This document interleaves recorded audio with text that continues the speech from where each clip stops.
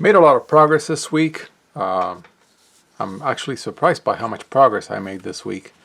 The summer's going to be very uneven because some weeks I'm going to be on vacation part of the week. And so you'll see reporting my progress that will be like, one week will be like this week where I did a lot, and some week I'll be like, well, I was only doing math half a week. The other half I was on vacation. Things like that. And a couple of them I think I'll be gone for the whole week and there'll be no report at all. But be that as it may, this week has been stellar. So I've read all the way to the beginning of chapter 4, section 4.1, and that's really great. That means that all this has been read. So really it took me about 2 weeks to read through the first 3 chapters, which in my original plan was going to be something like all of the summer. So that's great. And this is something about self-teaching that is kind of made up, but it's fun and interesting. And I hope if you do any self-teaching that you think about it from how I do it, that it always feels good to be ahead, even though it means nothing.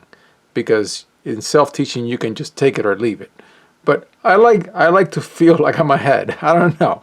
It's just me. So yeah, I'm up to section 4.1. And then I've done a bunch of problems.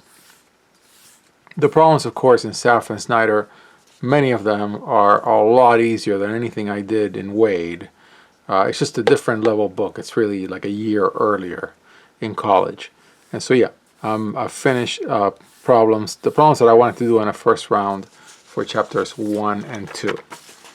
Then when I look at the book, of course the book is flawless. Really, it is so well edited, well written, very straightforward, no gotchas. And so, yeah, I've been having a lot of fun. I got a little stuck with branch points and branch cuts. And I had to go, whoa, what's going on? I don't get this too well in chapter 3. It was in chapter 3. Yeah, this whole section 3.2, when it got to the functions where there were cuts like the logarithm function, I had to make a full stop, go to Churchill and Brown, and I realized why in another video I said Brown Churchill. Yes, the original book was Churchill, then it became Churchill and Brown, then Churchill passed away, and then the other editions became Brown and Churchill because Brown was alive. That's the reason why. And so now I've covered the chapter on analytic functions, read and problems, and then also read all of elementary functions. Again, branch cuts, branch points really have me going, and so I had to go and read in Churchill and Brown and read in the web, get a handout, read it as well. That was the major thing that I hit. That was understandable, but I had to do a little more. And I've started reading about complex integration, going pretty well so far. Then when it comes to the notes, it's a little repetitive, so I'm not going to show too much. But I did, in this case, unlike Wade, where the number of pages that I dedicated to problems was always less than the number of pages I dedicated to reading the notes, now it's the opposite. So I've been tracking, and so for chapter 1, I'm up to page 23, but I'm up to page 34 in the homeworks, then the problems. Then chapter 245, 71. So you're seeing almost like a doubling effect, almost. Not quite, like a 50% more. Yeah, so I'm doing like 50% more pages for homeworks. I also did a comparison between the books. I had this laying around and I hadn't shown it yet. And sure enough, Saff and Snider, Churchill and Brown, and Alfers map almost 1-to-1. Then the British book, Stewart and Tao, does not. It's a very different curriculum. Needham also, it's a concepts book. Again, as I said when I showed it. And then Baby Rudin, which has a lot of complex analysis, it's just way out there, graduate level, way above what I can do right now. So yeah, more problems for finish more problems for chapter 1. Of course, messed up this. They were all regions. That was a nice trick. And then read chapter 2, limits and continuity. Yeah, limits and continuity. The Cauchy-Riemann equations, very interesting. Learn something new. Love it.